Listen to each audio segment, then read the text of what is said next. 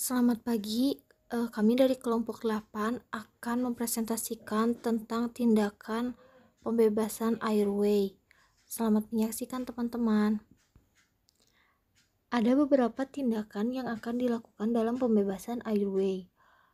Tujuan dari pembebasan airway ini yaitu untuk membuka jalan napas secara maksimal. Yang pertama ada tindakan head tilt chin lift. Tindakan ini tidak disarankan pada penderita dengan kecurigaan patah tulang. Langkah-langkahnya, yang pertama letakkan tangan pada dahi korban. Gunakan tangan yang paling dekat dengan dahi korban. Yang kedua, pelan-pelan tengadahkan kepala pasien dengan mendorong dahi ke arah belakang. Yang ketiga, letakkan ujung-ujung jari tangan yang satu pada bagian tulang dari dagu korban. Jika korban anak-anak, gunakan hanya dengan jari telunjuk dan diletakkan di bawah dagu. Angkat dagu bersamaan dengan mengadahkan kepala. Jangan sampai mulut korban tertutup. Jika korban anak-anak, jangan terlalu mengadahkan kepala. Yang kedua yaitu ada teknik jaw thrust. Pada pasien dengan dugaan cedera leher dan kepala, hanya dilakukan manuver jaw thrust dengan hati-hati dan mencegah gerakan leher. Tahap-tahap yang dilakukan dalam teknik ini, yang pertama berlutut di atas kepala korban, letakkan siku pada lantai di kedua sisi kepala korban, letakkan tangan di kedua sisi kepala korban. Yang kedua, cengkram rahang bawah korban pada kedua sisinya. Jika korban anak-anak, gunakan 2 atau 3 jari dan letakkan pada sudut rahang. Yang ketiga, gunakan gerakan mengangkat untuk mendorong rahang bawah korban ke atas. Hal ini menarik lidah menjauhi tenggorokan. Yang keempat, pertahankan mulut korban sedikit terbuka. Jika perlu, tarik bibir bagian bawah dengan kedua ibu jari. Selanjutnya ada tindakan pincer swab atau sapuan jari.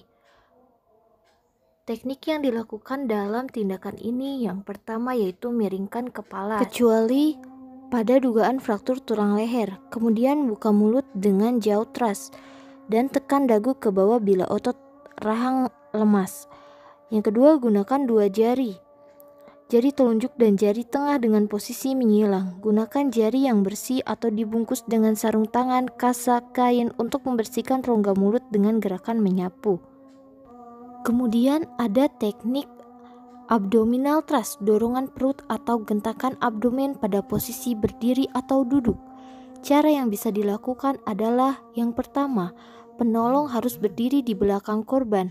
Lingkari pinggang korban dengan kedua tangan kepalan pada perut korban, sedikit di atas pusar dan di bawah ujung tulang sternum.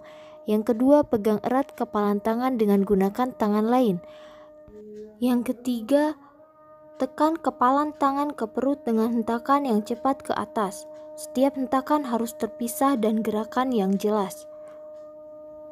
Yang kedua, ada abdominal thrust pada posisi tergeletak atau tidak sadar. Korban harus diletakkan pada posisi terlentang dengan muka ke atas, penolong berlutut di sisi paha korban. Letakkan 2 tangan pada perut korban di garis tengah sedikit di atas pusar. Penolong menekan ke arah perut dengan hentakan yang cepat ke arah atas. Yang ketiga, ada abdominal thrust pada yang dilakukan sendiri. Kepalkan sebuah tangan, letakkan sisi ibu jari pada perut di atas pusar dan di bawah ujung tulang sternum. Jika tidak berhasil, dapat dilakukan tindakan dengan menekan perut pada tepi meja atau belakang kursi. Kemudian ada chest thrust, pijatan dada yang dilakukan untuk bayi, anak yang gemuk, dan wanita hamil. Selanjutnya ada black blow atau tepukan pada punggung, dilakukan untuk bayi. Bila penderita sadar, dapat batuk keras, observasi ketat. Bila napas tidak efektif atau berhenti, lakukan back blow 5 kali atau hentakan keras pada punggung korban di titik silang garis antar belikat dengan tulang punggung atau vertebrat. Sekian dari kelompok kami, kurang lebihnya mohon maaf dan terima kasih teman-teman sudah menyaksikannya dengan baik.